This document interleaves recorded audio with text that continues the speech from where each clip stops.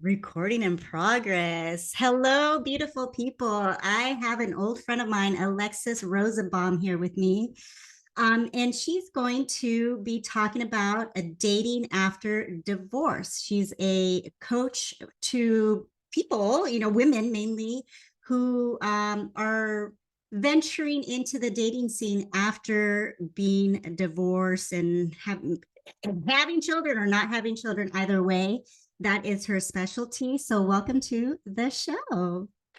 Thank you so much. I appreciate you having me. It's so good to see you after all these years.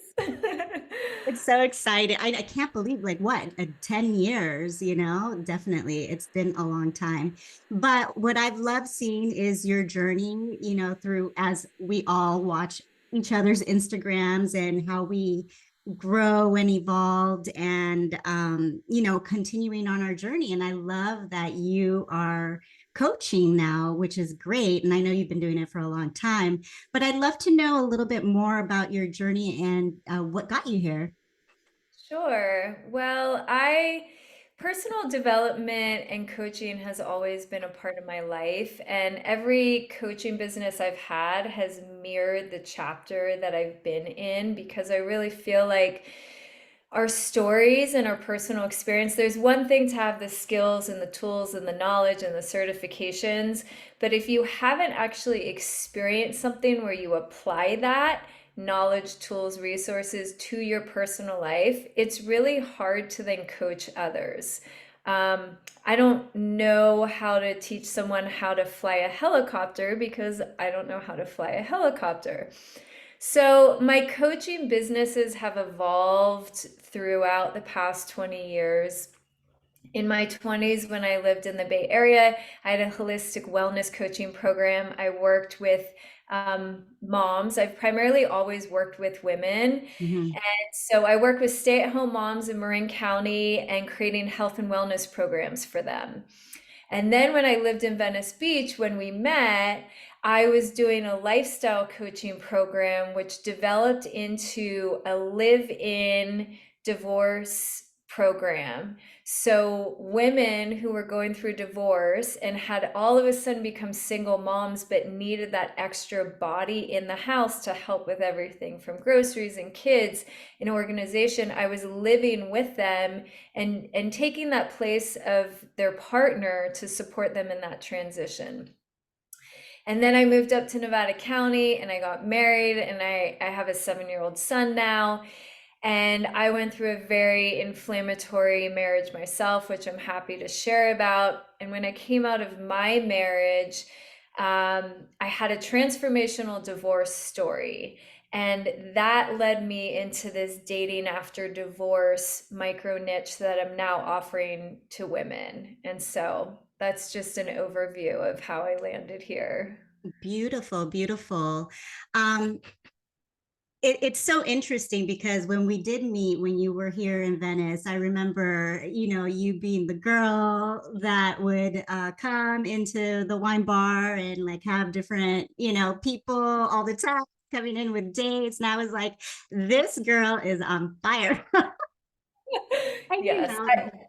those were the times, obviously, probably wine induced and having a lot of fun. And Venice was so much fun at that time too. It was just like at the precipice and at the brink of like just becoming this like little hub of like a renaissance, of new artists coming in. And it was just very active at that time. So it's so interesting to watch you now, have this like higher vibration relationship, and it's so beautiful to see. But I would love to know more about your first marriage and how that ended up leading you into this place now.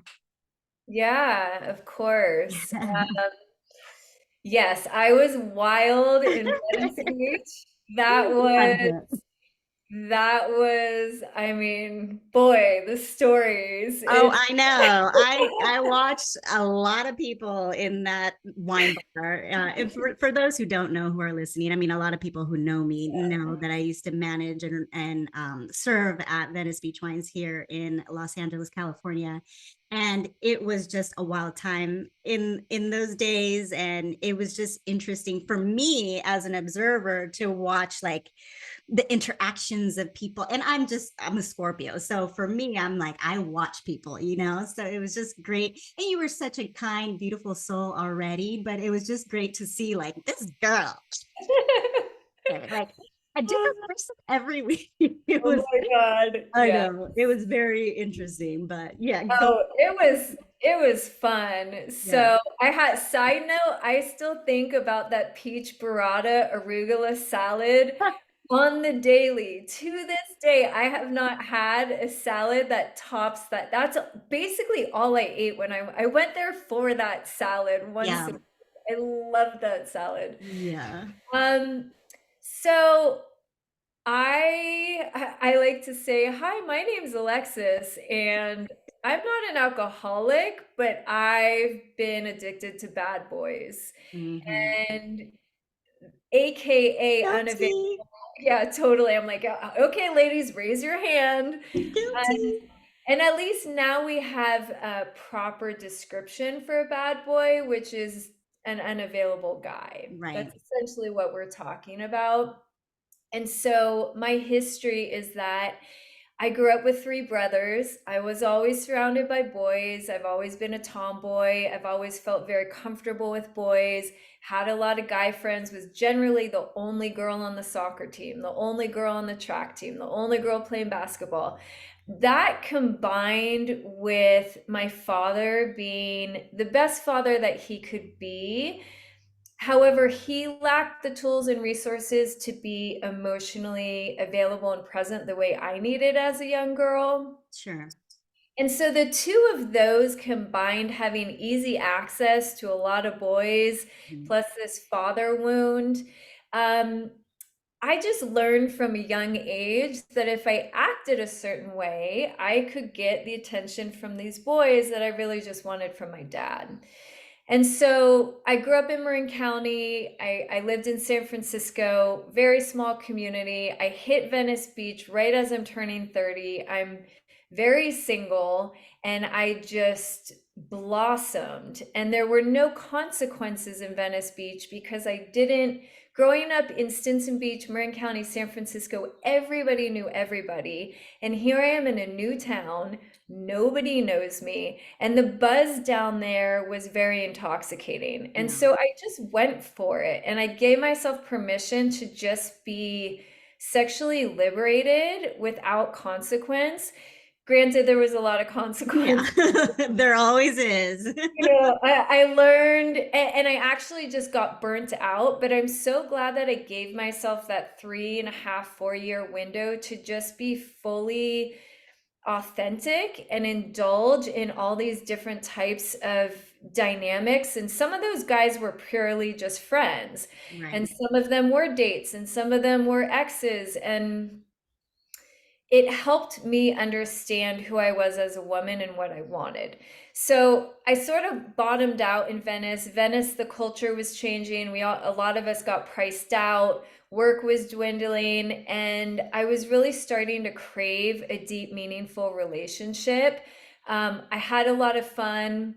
3 years, didn't need much more than that, and so I relocated up to Nevada County and I was pretty focused on this. I'm developing myself, like boys aside, developing myself, life purpose, developing a new coaching business, exploring a few other career options at the same time. People are so multi-dimensional these days. It's like, I don't know that many people that just have one career path. And then I met River's father, and it was this very strong magnetic pull. Hmm. And he embodied something very different. He was a single dad, so he had a son. And on paper, it was like solid job, responsible, good dad. He liked hunting, he had a house, he had a truck, he had, just check, check, check. And I was 36. So there was a little bit of this, do I want kids? Do I not want kids? I wasn't sure. but if I want kids, it sort of felt like this was the opportunity. Does that Right. make Yeah, sense? absolutely. He seemed to be the stability that you were searching for, and a right match. And obviously you were attracted to each other, blah, blah, blah, blah, So I get that. Yeah. And coming from somebody like I went through a period in that kind of the same around that time. Not I was dating, but and then I met this guy on and off for 5 years of my life, on and off, on and off, on and off. And then finally, of course, it was the last time, and I'm gonna get, graphic. We ended up having sex, and I was like, okay, I surrendered. I was like, I am done with this. I'm done. I'm done. I'm like, we said our goodbyes. It was actually a really nice goodbye. Like, I can't do this anymore. I got to move on. And this is, I don't want to veer into a whole nother thing, but, I end up being faced with the decision of like being pregnant. So, yeah, it's just, those things that we get ourselves into because we're hopeful, or we hold on to this fantasy of, it's going to happen. It's just if I hold out long enough, blah blah blah blah, and then it all goes to shit when you finally say no. But anyways, going back, it reminds me a little bit of like, we men tell us Mhm. what they are. They show us, and we just refuse to kind of see in a way. And I'm sure that probably happened, is what you're saying, in the sense of like, he looked good on paper and checked off a lot of the boxes, but where did it lead you? Continue. Sorry, it just threw me off onto a another side note, but which we can talk about. Yeah, no, I enjoy hearing your story as well. I definitely don't want to just sit here and talk No, about my no, of course, no, whole but it just life. brought that back to me, and I'm like, interesting, Yeah. completely different, but like similar, and like he checked all the boxes, but yet not really, on and off, on and off, type. Yeah, well, and something that I've learned is that, there's our physiology. We're humans and we're hardwired to procreate. Right. We can't deny that. Yeah. So at the foundational level, we're constantly fighting that first level.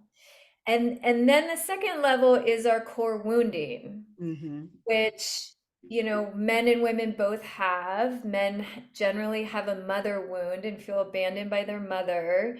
And women generally, and these are generalizations, however you identify as well, Right. um, have a father wound. And so the second layer in our relationship is we're seeking someone who activates and matches that wound because it's innate in our cells. It's a Right. cellular attraction. And then the third level is how compatible are we and how well do we work? And what happens is we collapse all three of those levels and we just see through this very limited lens, and we make choices from this very limited lens, and we're just not taught to separate all three. Right. Does that make sense? Absolutely, 100%. And it's not until, years later until that I know this. It's like, okay, when I feel the heat and I see somebody, I'm like, okay, I let that slide and, pass by and move on, But it can't all just be about the primitive attraction, that we initially feel. But Well, anyhow, and I think what happens is in our teens and our 20s, it is primal. We're right. just like, whether you're Yeah, a we're boy or a girl, hormonal. you just kind of want to like fuck things, Yeah. for lack of a better term. Couches, like, everything. Yeah, Like, fuck yourself. like that's just what it is. And then in our 30s, we move into that second layer of wanting to co-create the childhood, wanting that unit that we didn't get, whether it was toxic or not, dysfunctional or healthy. A lot of that attracting a mate from the core wounding is so unconscious. So that firework that I felt when I first saw River's dad Mm, was that core wounding igniting. right. It was that cellular visceral response of this feels safe and familiar because River's dad ended up being unavailable in the same ways my father was. Mm, And so I have to give credit to John Kim, the angry therapist, because I did his coaches training program. And he's very vocal in saying, don't trust the fireworks. Because the fireworks are your core wounding doing this magnetic pull that's activating it in both of you. And that's not chemistry, that's not compatibility, that is your core wounding. That's that second layer of operating. yeah. And so in our 30s, where everybody's clock is kind of ticking and it's like societal, we got to settle down, I want the thing. And so we make these choices. And then generally what happens for most people who have children, together is when having kids is a very sobering reality, Oh, yeah, I can imagine. I can imagine. and Or even making the choice not to have them when you're at a certain age and, you're faced with that intersection of deciding, like, okay, well, here I am, like, yeah, what do you do? So, both choices are very sobering. And yeah. that's part of what has led me to I haven't been in a relationship since then because I'm just like, what am I doing here? I have to take full accountability for my role on how I let myself get here, and to where I allowed to get myself to that choice, and so it's been a while, and I've done a lot of work on myself to be able to know that, like, I am ready, once again, to open myself up, but I'm not in a rush, I'm not in any hurry, I'm not, again, when those fireworks pop off and I see somebody, I'm like, it's okay. Now I know better, so hopefully I've learned. But you never know. Yeah, and I think, like, talking about the fireworks thing, because look, there has to be Of chemistry. You course. you Yeah. have to be attracted. You have to like want to rip your partner's clothes off a majority of the time. Otherwise, you're just friends and you're roommates. Right.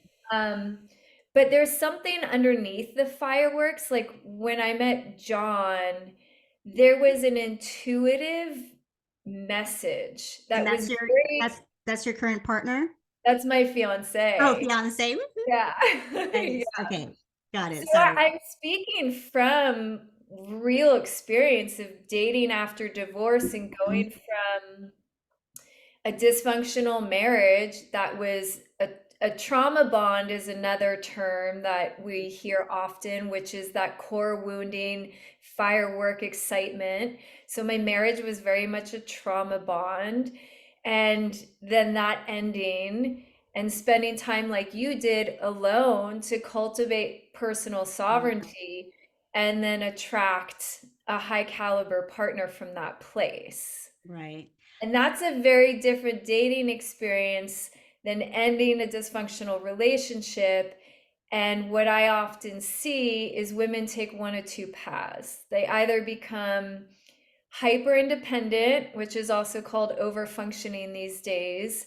And it sounds like, I don't need a man, I got this, I'm fine. And a woman who's very much in her masculine all the time, Yeah. the boss babe, which is real. There's amazing things about the whole boss babe movement, but if it's over exaggerated and it's depleting a woman and she's then shutting any potential partners out, I think it's problematic. And I also don't fully believe that whole I don't need a man, because we're hardwired to be intimate relationships. Yeah. We all And crave that. yeah, we all crave to be in partnership. And what I Right. find is that most couples, and correct me if I'm wrong, I don't know about you, but Honestly, I think most couples are in some sort of form of trauma bond, whether it be like, that firework, like on and, on and off, blah, blah, blah, or, they fight, they come back together, or just like a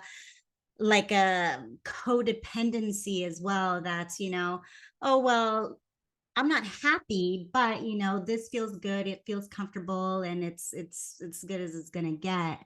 And I feel like most of society is operating in that realm, and it's rare to see good, solid, beautiful, thriving relationships. I mean, I never had any example of it in my family at all. So, and I think that's most people, of course, I'm generalizing, that's not everybody, but, it's rare to see like a really beautiful couple that just, they're in a healthy relationship co-creating. I haven't found that, still to this day. I haven't found, I see couples, and it's rare that I see them like happy, or or like one is like bitching at the other, or just like the other one's super miserable or depressed. And why do you think that is?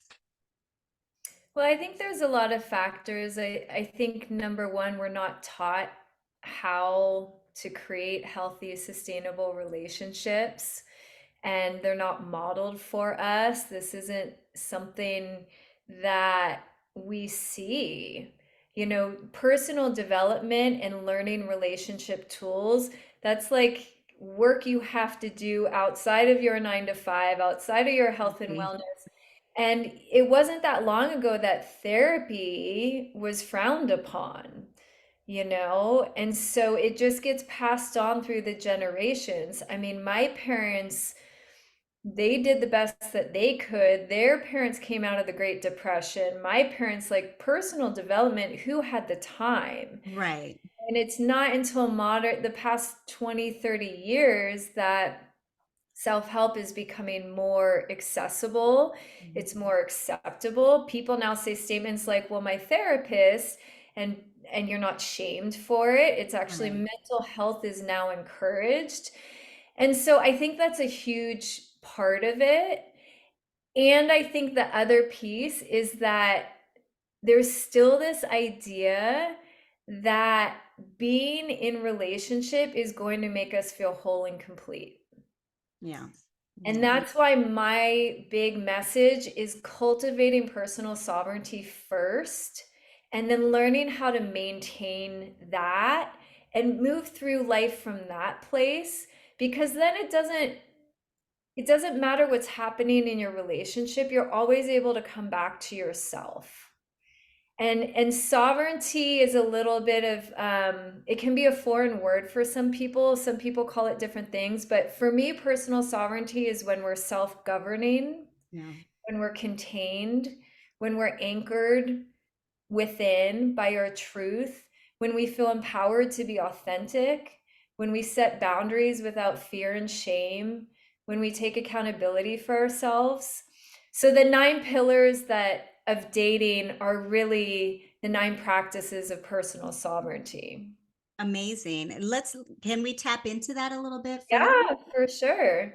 Yeah, and it's actually a freebie on my website. So Oh, the okay, 9 wonderful. pillars of dating, you just have to go to my website and there's a prompt there and you click the button and fill out a form and it'll go right into your inbox. So that's a freebie for whoever is interested. Beautiful. I'll send the links, or I'll put them in the notes and all of that, in the show notes. But I want to get back to something that you tapped into, of how a lot of people feel that a relationship or something outside of themselves will give them that hit, will make them happy.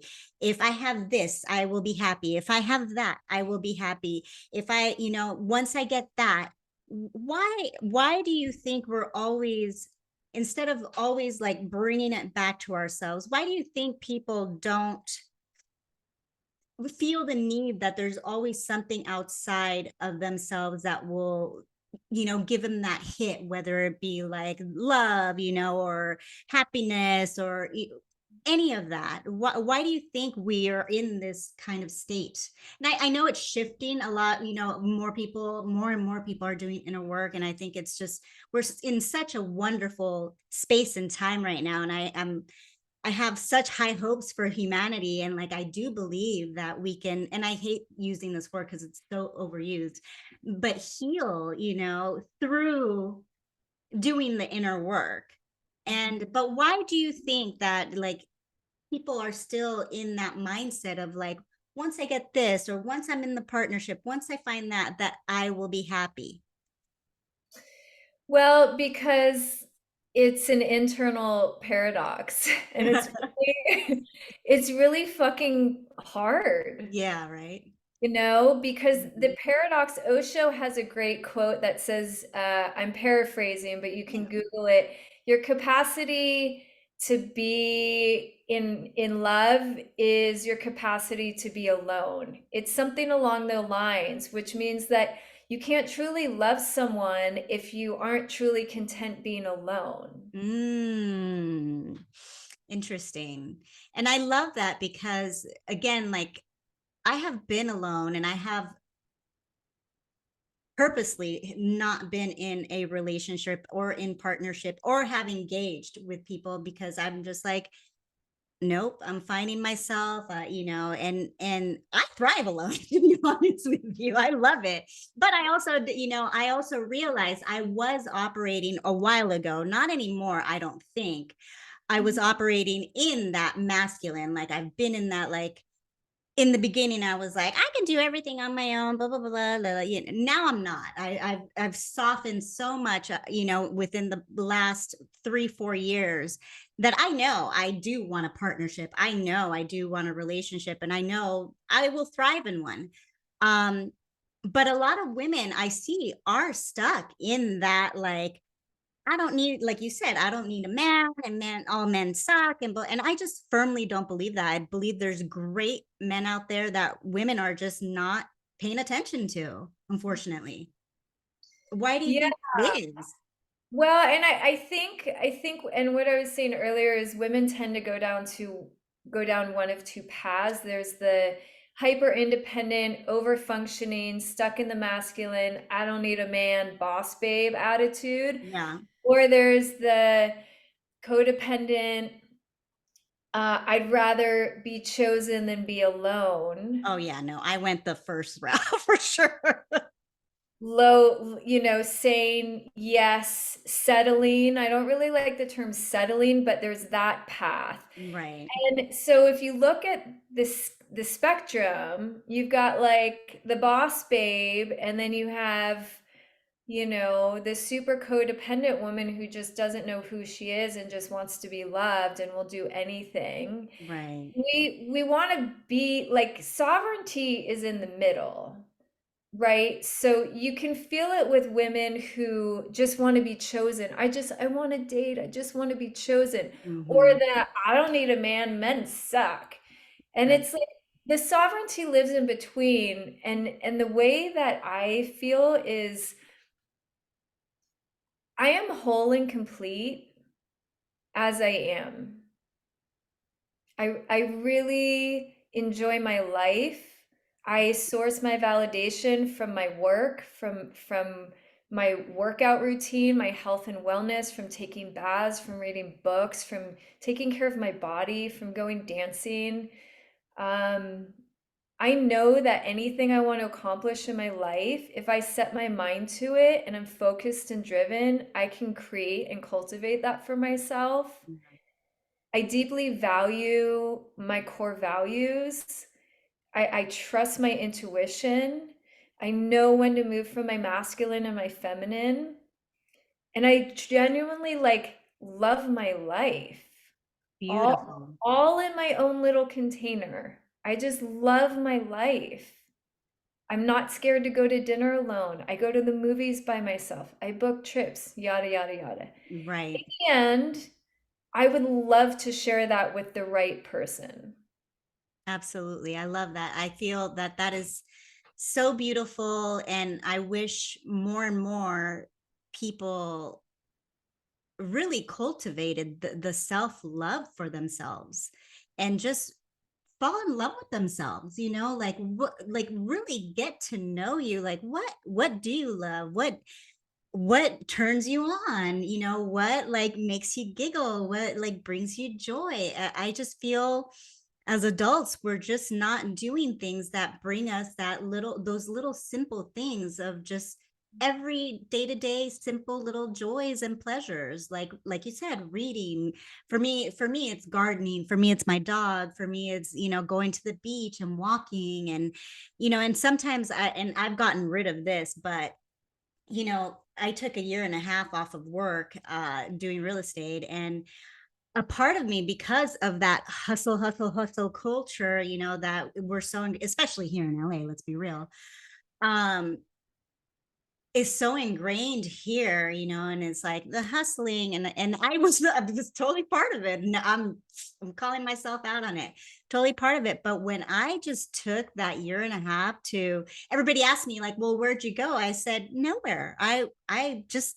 I walked here in the marina, I walked on the beach, I walked my dog, I slept, I napped, I read books, I decorated my home, I gardened, and I really fell in love with myself and just like really slowed down and took control of my nervous system, like that's one thing. And that's where breath work really, to me, has led me to like, because meditation is a little bit hard for me, but I do it. But breath work really sends me, to the moon, but then brings me back down to earth. And I find it really regulates my nervous system. And I love not being on the go, go, go, on the call, call, call, I just, slowing down has just really brought me back home to myself. And unfortunately, this society doesn't look kindly upon that.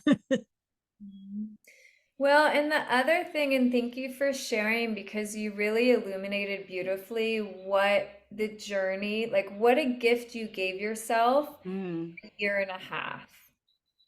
What a gift. absolutely. Because as women, we're designed to nurture. We're designed to carry life. We're designed to nest. We're designed to be boss babes in our own right. There's no shame there. We Yeah, are I take care of designed business. to You take care of business. Yeah. totally to crush things and have goals and achieve and be empowered. It's just the invitation is to reflect on where that's coming from. Is it from the masculine overdrive, over functioning, hyper independent because you're scared of relying or depending on somebody? Or is Mhm. it coming from a genuine place of creativity and feminine energy where we are designed to create? That is the feminine energy. And how do you feel?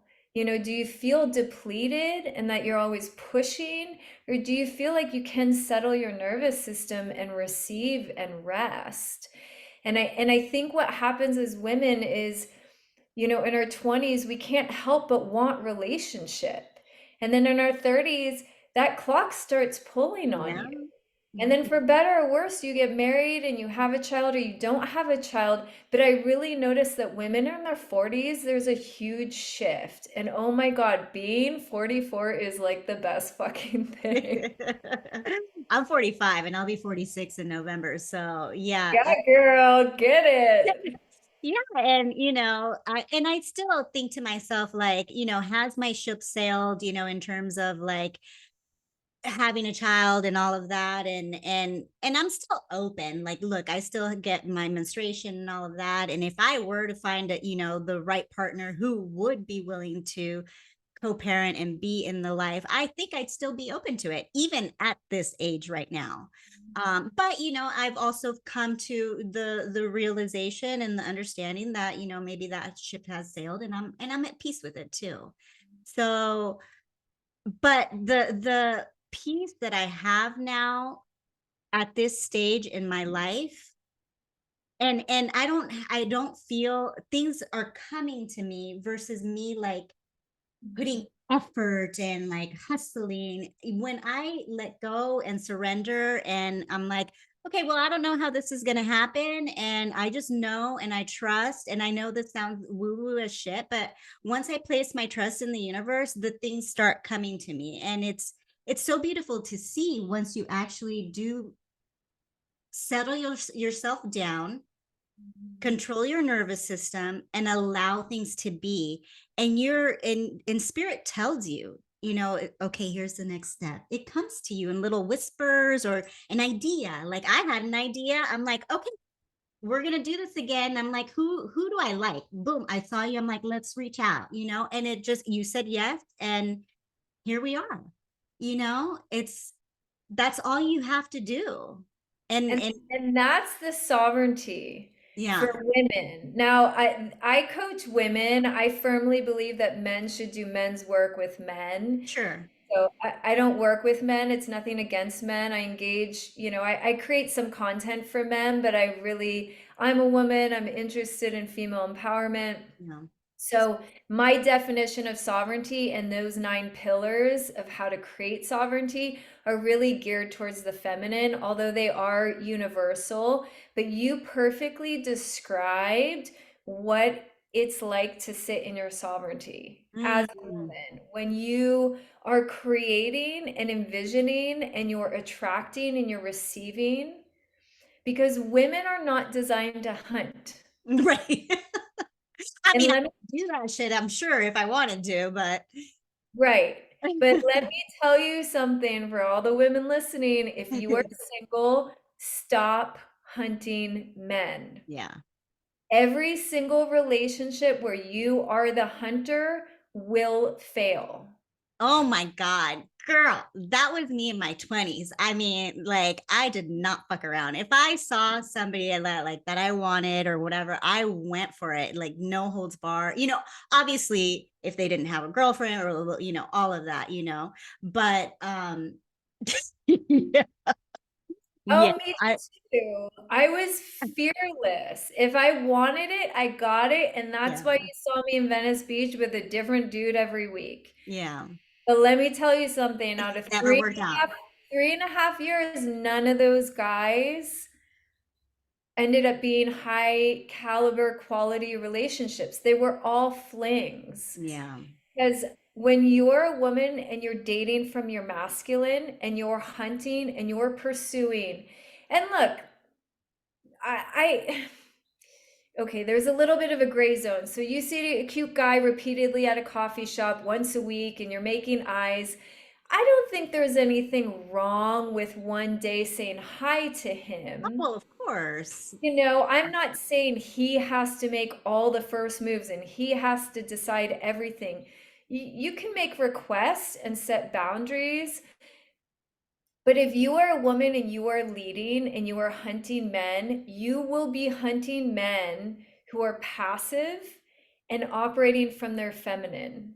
And Mm, as a woman with that sense of masculine leadership energy, 99% of the time, you're going to end up in a relationship with someone who's hyper feminine, hyper passive. You're going to be doing all the leading, micromanaging, and get frustrated and wonder where your high caliber leadership based masculine man is.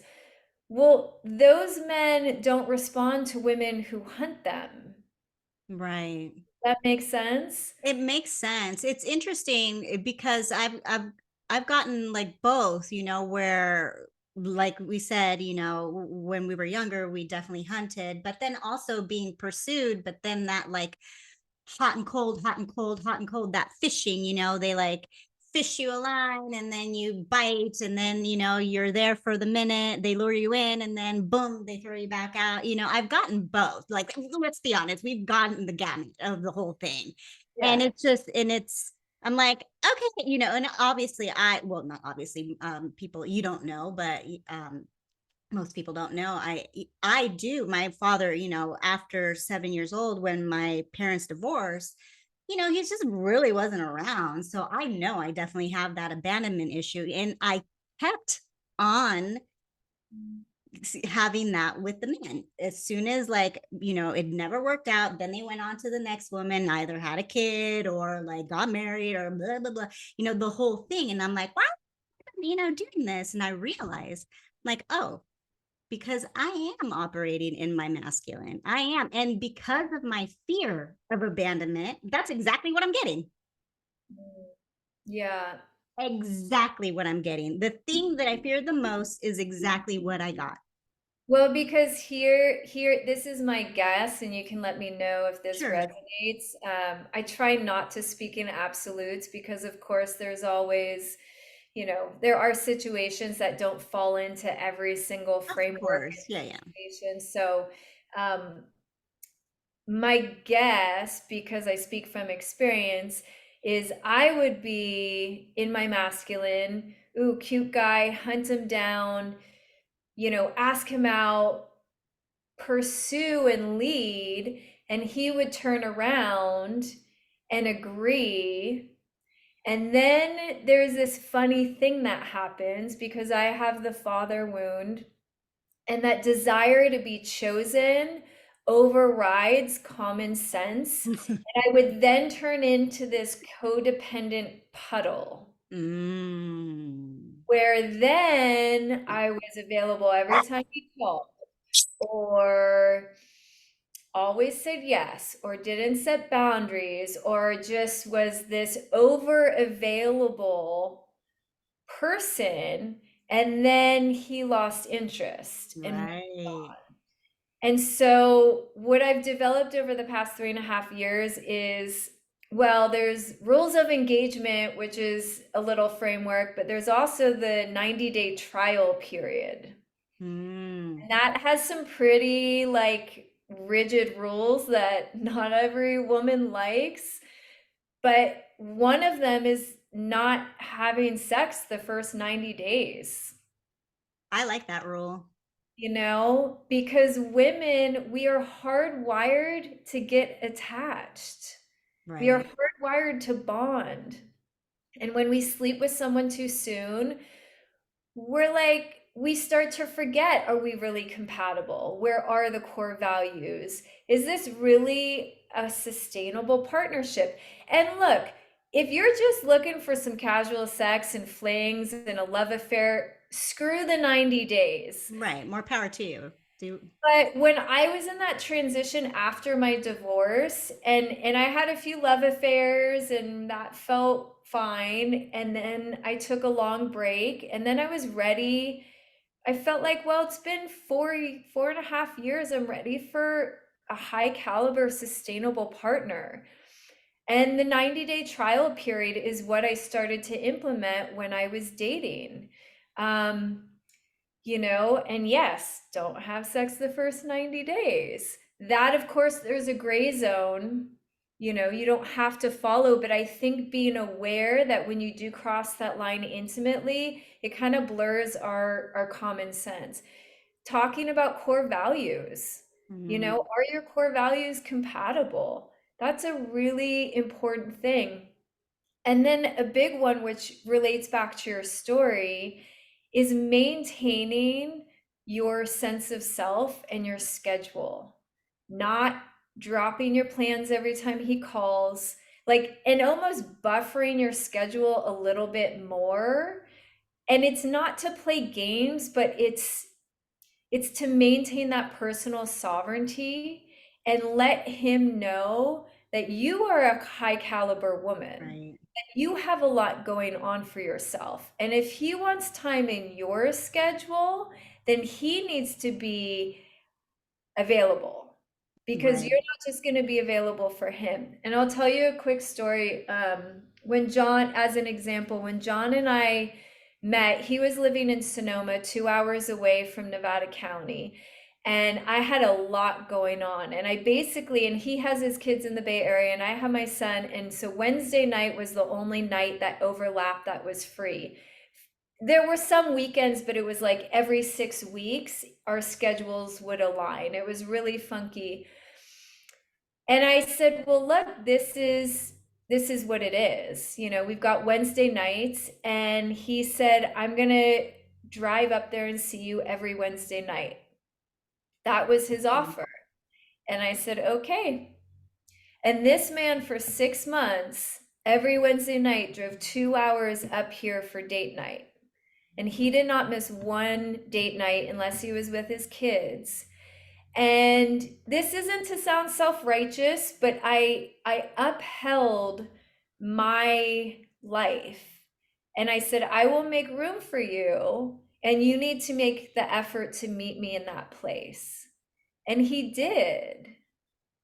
And that just goes to show you how simple it actually can be, because I do believe men tell you right away, if they like you or want to be with you, they will move mountains. They will make the effort. They will put in the calls. You won't have to, I feel like you won't have to guess, like, oh, what am I doing? What, you won't have to guess. You'll know, you'll feel it Yeah. within them and also within yourself. Now, 100%. And oh shoot, I was gonna say something else. me too, man. Um, oh, I was gonna say my old self before cultivating sovereignty, I would have been all over this guy. Oh, well, only Wednesday nights, so maybe I can like move my Sunday book club, and then we can also make Sunday work, and then like, oh, well, maybe I could cancel this other thing. Super codependent. Let me rearrange my life for you because I want to be chosen. Or Yeah. the boss babe who's like, well, I don't have time for this. You live 2 hours away, so you need to like move, like self-righteous.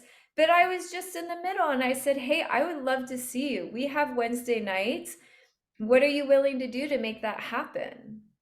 Beautiful. And it allowed him to lead and hunt me because men are hunters. Right. They they skip over the chick that is over available because she's over available. Men in their brains need some sort of goal and process and a challenge. And I don't want that to be taken out of context. I'm not saying play games. I'm not Right. saying be hard to get.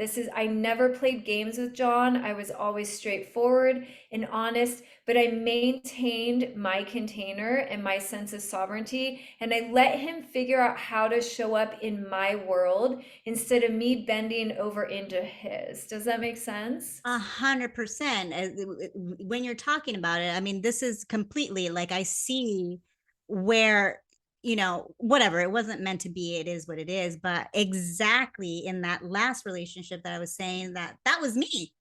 I don't like, wouldn't hear from him, for a week or whatever. And then all of a sudden, oh, hey, and then I'd go running, and it's like, no.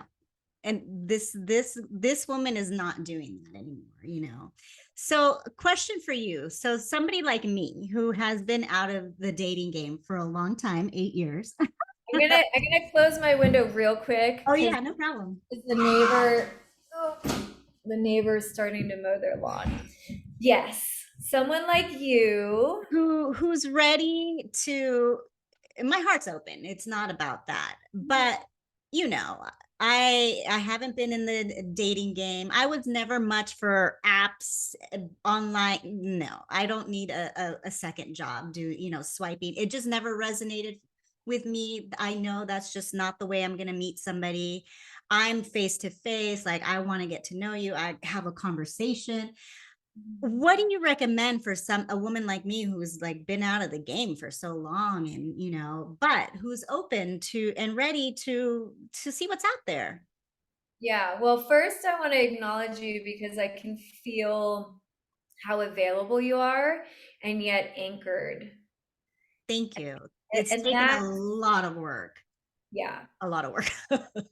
it is a lot of work because as women, we're designed to be available and nurture and connect and care for. And so Yeah. really holding that energy sacred for that partner who deserves it takes practice.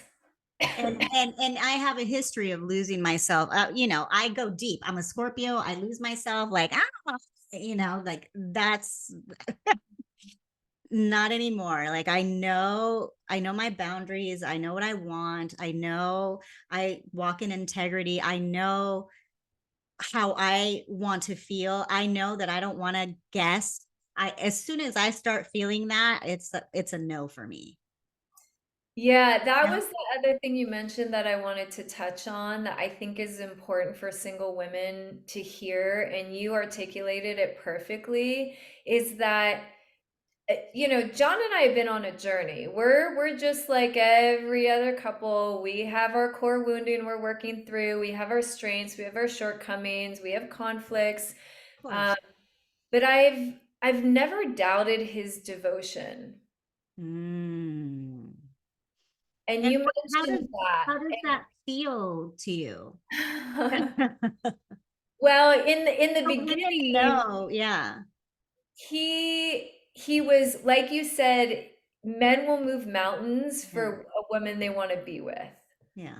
I've seen it, I've experienced it, so I know, and we know, right? That I don't even have to question it or ask you how that feels. I know how it feels. I've felt it before, in the past, and but Yeah. yeah, it's going back to what I initially asked.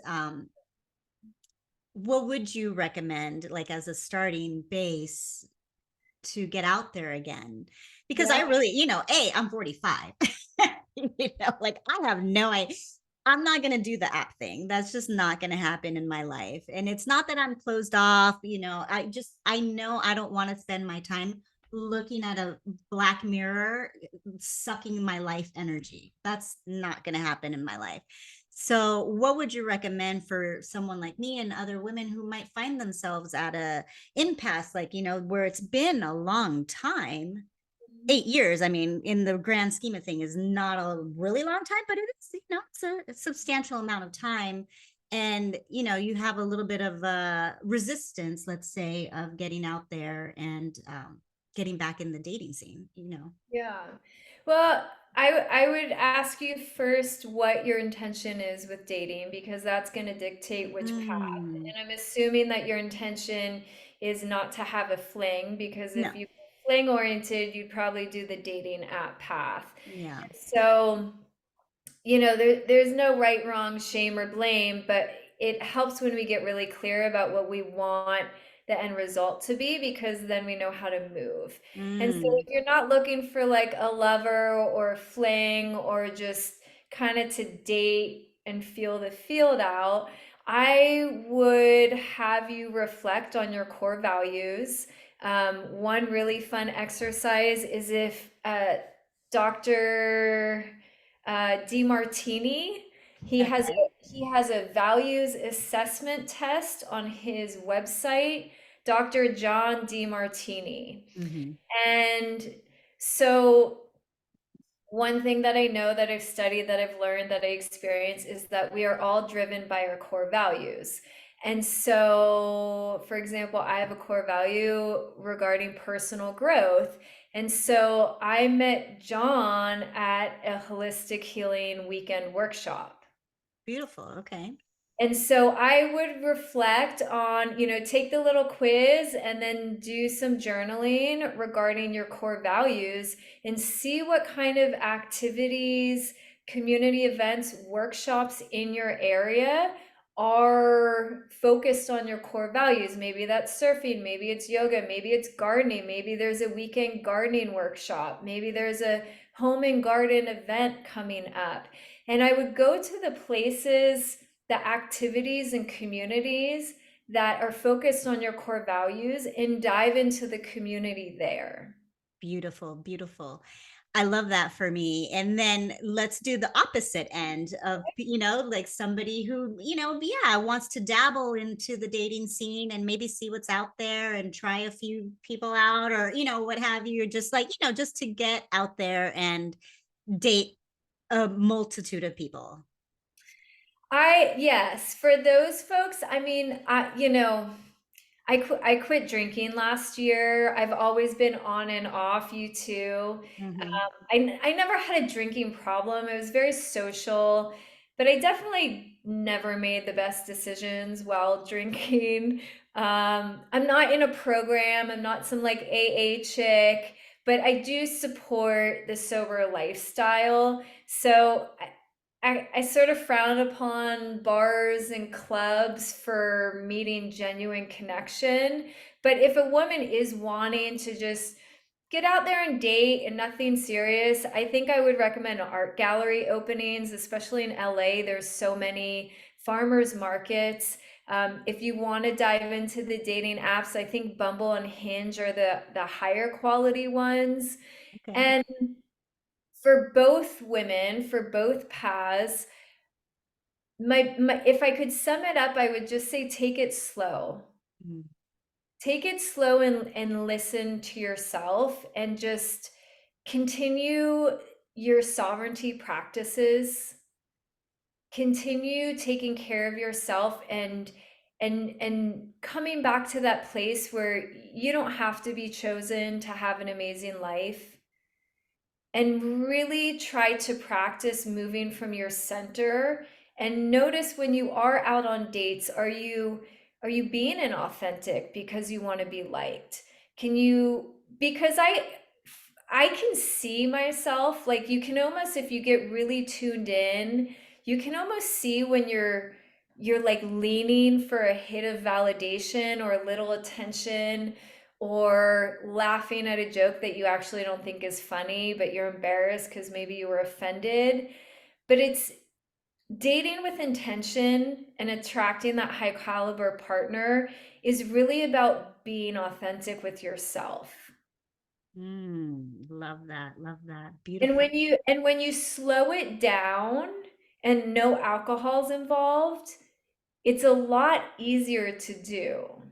Yeah. And when you keep the sexual stuff at bay, because you have to think alcohol changes your brain chemistry, sex also changes your brain chemistry, and moving too quickly will change your brain chemistry. So you sort of don't know who you are and you can't really feel your body wisdom.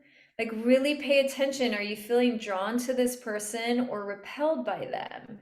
And if you're feeling repelled, honor that. You don't need a reason. You don't have to be rude or aggressive about it. You just trust your body and your intuition as you date. Does that make sense? Absolutely. I find that so insightful, and because a lot of people just walk around um with masks on, Mm. unfortunately, and not showing their true authentic self. And unfortunately, a lot of times, as women, we're people pleasers. We want to be liked. We want, people to like us. So we will, like you said, we'll laugh at the dumbass joke that wasn't even funny. We'll get validation from, like, oh, pretty, or oh, I like your ear, like whatever. Um, but why are we doing that is, the question we have to come back, I feel, to ourselves. And it's funny that you brought that up, because I was at a and I know we're running out of time here, but I was at a party, and classic, guy walks in, we make contact, he goes, and I know, eventually he's gonna come around to me. That you've been there before. They're like stalking you the whole time, but they work the whole party, and then towards the end finally comes up, and there's an intensity there, and I'm just like, whoa, this guy is like, really, I was talking about breath work, and this lady introduced us, and he's like, I really want to know about this, and blah blah blah. And interestingly enough, I found myself telling a little white lie, but I told a lie. And I'm like, okay, it immediately, when I told the lie, I'm like, note to self, why are you, like, that you have to come back to this, in my head, right? um but I told the lie, kept, moved on, and had a great time, blah, blah, blah. We exchanged numbers. I only heard from him once. But then I came home, and I'm like, why did I lie? And it wasn't because I was trying to impress him. It wasn't because I was wanting him to like me. It's because I wanted him to kind of be proud of me. Is that weird? And I realized, I'm like, why am I? so I turned it inward. I turned it back to myself. I'm like, why am I not proud of myself? What is it that I'm not proud of myself? And so then it clicked. It's because, oh, I don't have the education or like the degree. He was a neurosurgeon. So for some reason my insecurity kicked in right there, and I told a little white lie. And I'm like, oh, so I've been carrying around the shame of like, not being like educated, through like college, university, all of that. And then I realized, but I ended up having, when he did call, I ended up being forthcoming about the lie, and he found that very, charming, and like, he's like, no worries, whatever. But it's interesting that, I'm still, it just caught me off guard, and I told a little white lie. And it's just, I'm like, why did I do that? Those triggers come up to, remind us that, when an energy comes in, like a male energy that's like powerful, that I'm attracted to, like, I have to be really mindful of what I'm doing here, because I got dysregulated by his intensity, and like him being like genuinely interested, and like, in my face, like talking to me, and I'm like, ah. Totally. Oh But yeah. will I do that again? Probably not, because I caught it. Yeah. I caught it. And I'm so grateful that I've done so much work to be able to notice those things, and like, make a check mark in my head, and come back to it on my own, and realize, okay, like, that's unacceptable. You can't do that, because like once you start telling one little white lie, like, forget about it. So it's just interesting, to me, how it'll be navigating getting back out in the dating scene again. I don't Yeah. know why I went on that tangent, but it just reminded me of that. I forgot what we were talking about, but it reminded me of how I got dysregulated in that moment. And like, just it blurred. I like watched myself tell this little white lie, and it was just like an out of body experience. It was so weird. Yeah, well, and So weird. it's so normal though, and thank you for being vulnerable and sharing that, Oh because yeah. No, it's so human. And look, everything I've shared today, I am not sitting over here batting 1,000. oh no, I This is know. about progress. This is not Yeah. about perfection. And I have fumbled along the way, and I have shortcomings in my relationship. And, it's funny because when you were talking, I'm like, oh, when John showed up in my life, I was like, I don't need you. I'm never going to live with a man again. I'm never getting married. I will never depend on you financially. And I was like full self-righteous boss babe. And I was like, Yeah. you know, so it's about progress. It's Yeah. about learning. It's about those moments of just catching ourselves. Mhm. But what I loved about the process of dating John is because we had dates once a week and a lot of space, there was so much time to get to know each other on the phone and like process. And every week after every date, I was then back with myself and like, how do I feel about this person? Am I being authentic? Am I obtaining my sovereignty? Am I collapsing into him? And honestly, why I like working with women, 35 and up is because you kind of get sick of your own shit at a certain. Yeah. Oh God. It's like my divorce was my rock bottom. I was 39. I had a 2-year old. I was financially dependent. I didn't have a job. I didn't have money. I didn't have a car. Everything was in our name. And I was like, and I was a coach. And I'm like, what the fuck? Right. How, me of all people, how did I end up here? And so there has to be, I mean, they say that like you hit rock bottom and then you're ready to change. Right. And so that's why this coaching business is so personal, and I'm so passionate about helping women who are at that point where they're really ready to make some pivotal change in their life, and they just need some coaching and resources and tools and some guidance. And I'm just thrilled about working with women. It's just such a joy. And this is what the coaching sessions are like. It's so much fun and it's so amazing, I you know? love it. I love it. All right, beautiful. Well, how do people get a hold of you to get in touch with you if they want to reach out and, be coached? Yeah, of course. Well, my website is alexisrosenbaum.com. So you can find me there or on Instagram, Alexis Rosenbaum Coaching. And so either of those platforms will lead you to my DMs or an email, and that's what's best. Beautiful, beautiful. And I will link all of that stuff down below. Just send me any info that you want me to put into the notes, and I'm happy to do that. And thank you so much for this beautiful, amazing talk. And it's so great to catch up with you. Oh my God. I It's been know so that fun. that was so much fun. We should do it again. We will, we will. Thank you so much. Enjoy the rest of your day, and I'll see you soon on Insta, of course. Yeah, sounds good. Take care. Bye. Bye. Oh.